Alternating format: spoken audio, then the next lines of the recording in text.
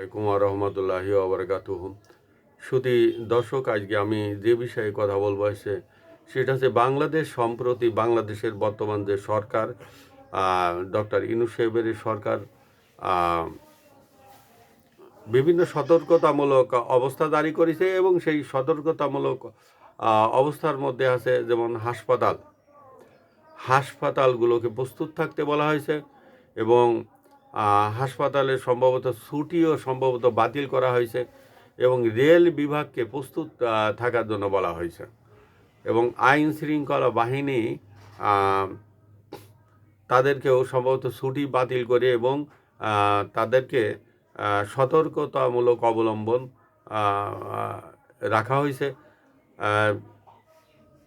এখন নির্বাচন খুব সন্নিকটে। সরকার যদি এভাবে নিজেরাই শঙ্কিত হয়ে যায় এবং সরকার যদি নিজেরাই এভাবে সতর্কতা জারি করে, তাহলে আমাদের বাংলাদেশের সাধারণ যেসব জনগণ আছে তারা কিন্তু ভয়ে আতঙ্কিত হয়ে যায় এবং যার পর্যায়ে যারা একটু সতর্ক অবলম্বন করে থাকেন, যারা একটু দেশের পরিবেশ পরিস্থিতি সম্পর্কে মোটামুটি একটা আইডিয়া আছে, তারা ইতিমধ্যে এই জনগণের এই এই অংশটা অনেক শঙ্কিত হয়ে গেছে এবং অনেকে ভীত সন্ত্রস্ত হয়ে গেছে। এভাবে যদি সাধারণ জনগণের ভিতরে ভয়টা ঢুকে যায় তাহলে অবস্থা খুবই খারাপ হবে এবং আগামী নির্বাচনে অনেকে ভয়ে কিন্তু ঘরের বাইরে কিন্তু বের হবে না। অনেকে নির্বাচনে ঘরের বাইরে বের হবে না।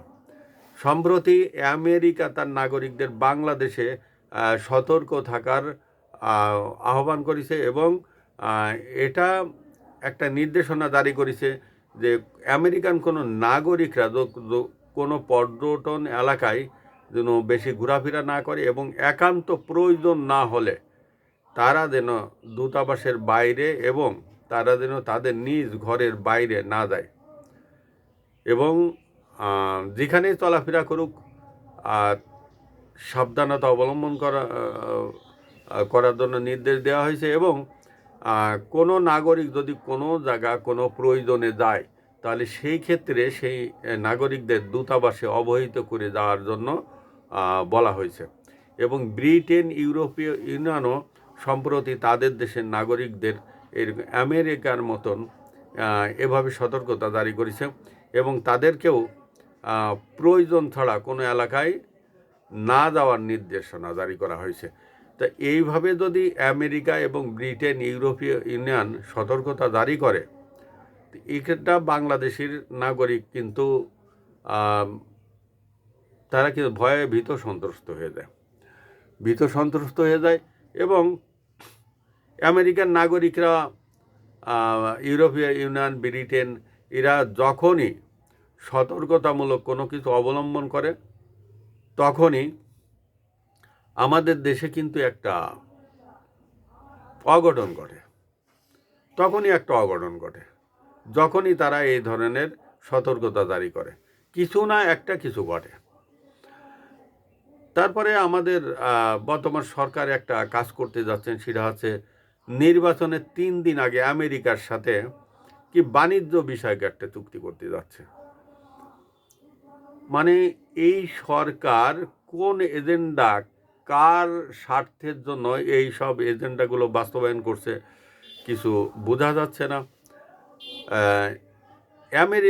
নির্বাচনের 3 দিন আগে আমেরিকার সাথে কেন এই বাণিজ্য চুক্তি করতে যাবে? কারণ এই সরকার কি এতটাই ঠেকা হয়ে গেছে? এটা একটা ইন্টারিম সরকার, অর্থাৎ অস্থায়ী একটা সরকার, অনির্বাচিত সরকার। তাদের কিন্তু এই ধরনের এজেন্ডা বাস্তবায়ন না করে তাদের উচিত ছিল তাদের বলা যে নির্বাচনের পরে তারা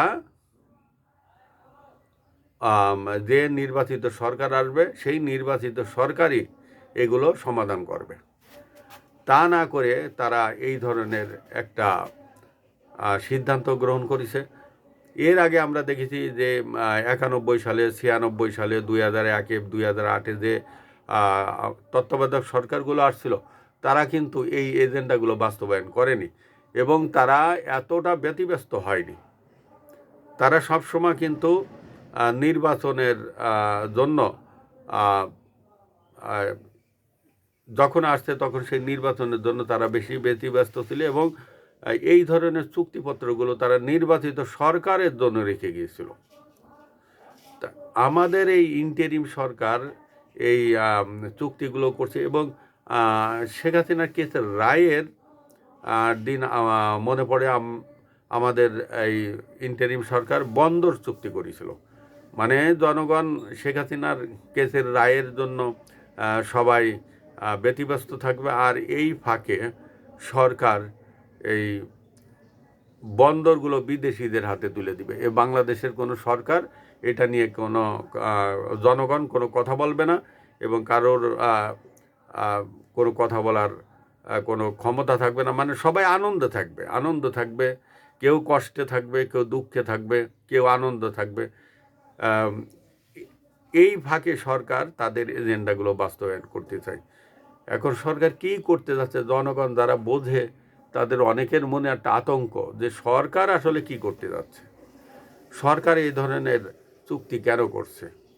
এটা সরকারের এইসব কার্যকলাপের জন্য জনগণের মনে অনেক সন্দেহ দানা বাঁধছে যে আগামী ইলেকশন কি হবে, ইলেকশন হলেও কি নির্বাচিত সরকার ক্ষমতা পাবে।